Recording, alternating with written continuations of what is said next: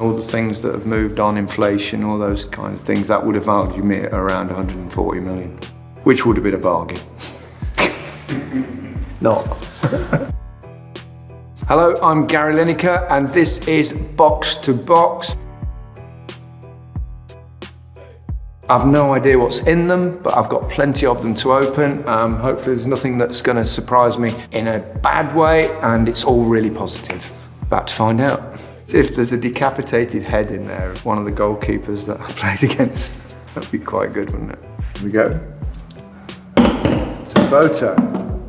Oh, there it is, one of my sons. Lionel Messi. Yeah, I describe myself as an admirer of Messi rather than a fan. I'm way too old to be like that, although obviously I would get very excited if he walked in the room now, or if he'd crept out the box. For me, the greatest player I've had the pleasure of watching has given me immense joy for 2 decades, and he just does things that ordinary mortals can't do. You know, I've played at obviously the top level in football and played with some great players, and there were lots of great players like Cruyff and, you know, Zidane and Platini, and even to this day, you know, the greats, the two Ronaldos, Ronaldinho, I could go on forever. But then above them, there are 2 other players. And they're both Argentinian, they're both diminutive, they're both left-footed. One's obviously Diego Maradona and the other's Lionel Messi. He's just a joy to watch. Just every single game I watch that he plays, even on his quiet days, he'll do 3 or 4 things in one game that I don't think I would have done once in my whole career. Favourite goal of Messi's? How much has he scored again? There's quite a lot to choose from. He pretty much mimicked the Maradona goal from the game against England that I played in. Possibly that one, but how many times have we seen him just cut in and hit the shots from outside the box? Even in the World Cup, the goal against Mexico, wasn't it, where he got the instant touch and then bang. He's not only a scorer of a multitude of goals, he's scored a multitude of brilliant goals. Is Messi still going to be the name in football in 30, 40 years?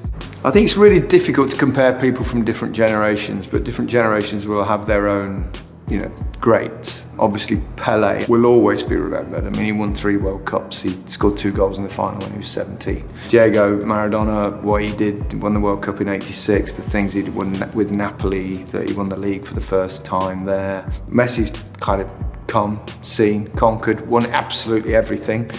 I mean, people will debate them and argue about who's the best, but I think those are the 3 that generally will come out in most people's conversations. I think, to be honest though, Brazilian Ronaldo without injuries, who knows what we'd have seen with him. Cristiano, absolute goal machine, a fantastic, wonderful footballer, but he doesn't do the magical things that Messi could do, especially after what he's done in the World Cup. You know, he's gone and he's kind of stopped all arguments, you know.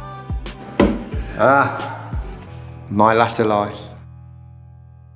I really enjoy it. For me, it's been a fabulous way of staying involved in football. Let's put the mic down, because it's not on. Feels like I'm doing an interview. Put it down. We'll start again. No, I'll put it down. For me, going into the world of television has been amazing because it's kept me involved with football without having to be a coach or a manager, which was never interested in that at all. So I basically watch football for a living. That's quite enjoyable for me. I watch a lot of football, more than I would like to admit, really.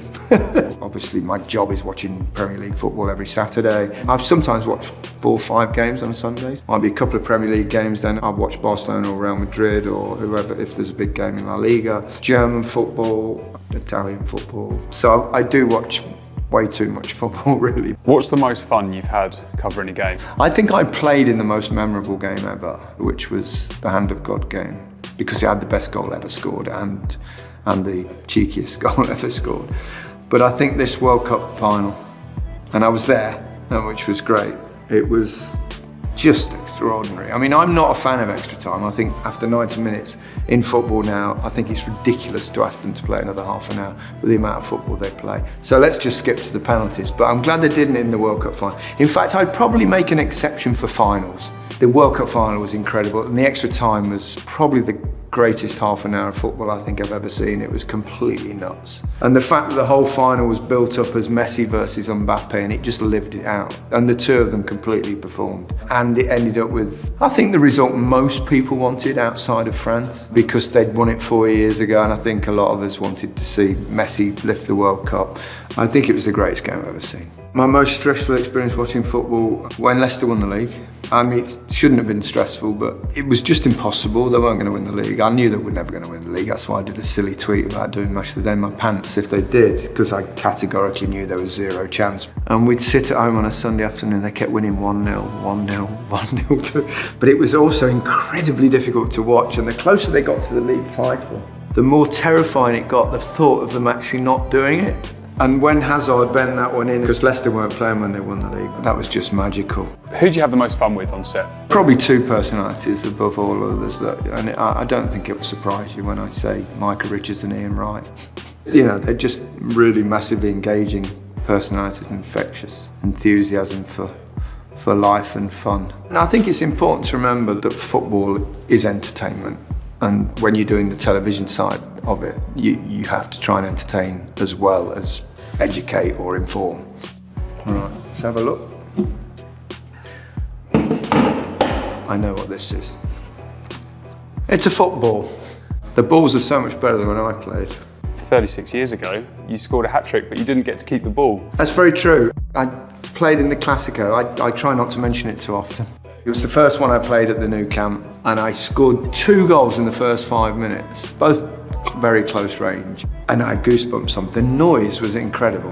120,000 fans. It was about 5 minutes into the second half. I had one-on-one with the goalkeeper, I believe was Boyer. I dinked it over him, and when I saw it going in, it was just magical. The referee had the ball in his hands. I went up to him and asked him for the ball. He was going, ¿Qué? ¿Por qué? No. I went, I've scored 3 goals, and he just didn't get it. It wasn't a thing in Spain back then, so I never got it. How much do you reckon you'd be worth now? Well, somebody translated it the other day. They said if you take that into account and all the things that have moved on, inflation, all those kind of things, that would have valued me at around 140 million, which would have been a bargain. Not. My advice to any player going abroad is first and foremost to immerse yourself in the culture and definitely learn the language as well as you possibly can. In Barcelona, I went to school 3 times a week, and it helps. The fans appreciate it, your teammates appreciate it. It just makes you feel happy if you can converse with everybody. So it makes sense. If you're happy off the field, you'll be happier on it. Jude Bellingham, he's been playing abroad now for a while. He's incredibly mature young man, captain Dortmund, who's in his teens, which is remarkable. As long as nothing goes drastically wrong in terms of injury or something, he's going to be like a superstar. What have we got here?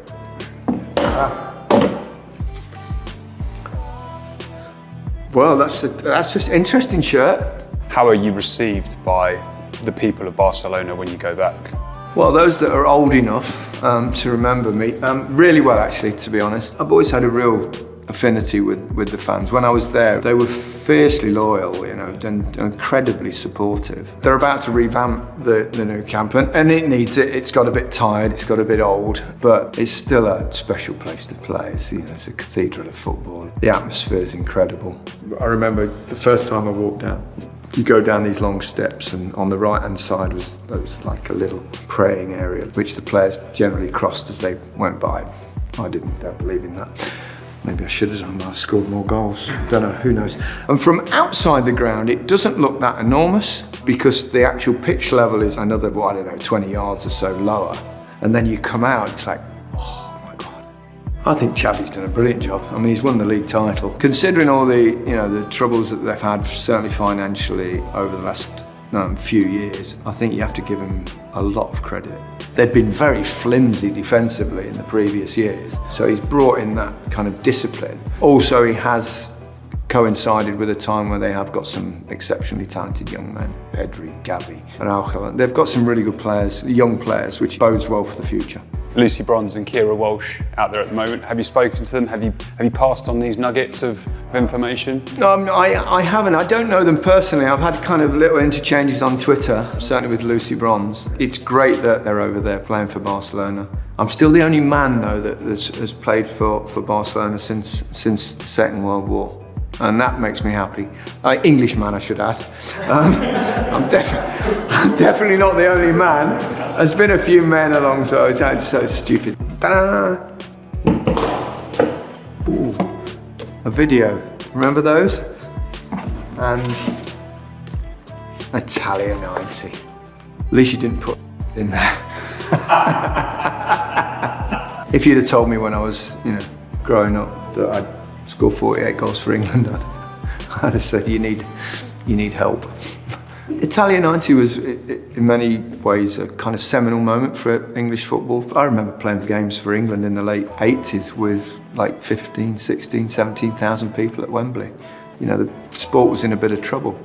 But I think what happened in Italia 90 got different people interested in football as well, not just perhaps the working class, but the middle class. It was that first time really where, you wouldn't see a car on the road. People tell me I was actually busy, I was over there, but it was different. And when we came back, it was like, wow, what's happened? And then we had the Taylor report and they improved the grounds, then we had the Premier League starting. But I think Italia 90 was kind of seriously important in terms of that progression.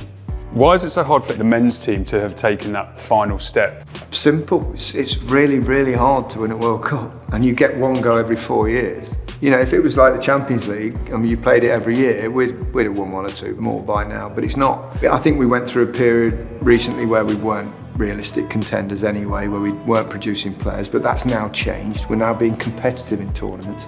And if you continue to be competitive, at some point you might get the breaks. It could have been in Qatar. England played really well in that World Cup. We were the better team against France, but they had the breaks. So it's just hard to win a World Cup. Went fairly close on the two occasions I played, and we went very close in Italia 90. The man on the front of that video cassette, how would he have got on in today's game? I think he'd have been exactly the same. He'd been absolutely brilliant and completely mad. Still speak together every now and again, and I love him to bits. He's so unique, so unique. I remember we were playing Holland in this World Cup. The second game was against Holland. It was 0-0, and he was like this young kid breaking into the team, and he was just brilliant. He was just unbelievably good. And most of the game he was running around pulling Ruud Gullit's dreadlocks, like pulling them down, honestly. Ruud was going, what are you doing? It was so funny. That was Box to Box with me, Gary Lineker. I really hope you enjoyed it. Make sure you subscribe, like and comment in any order you want.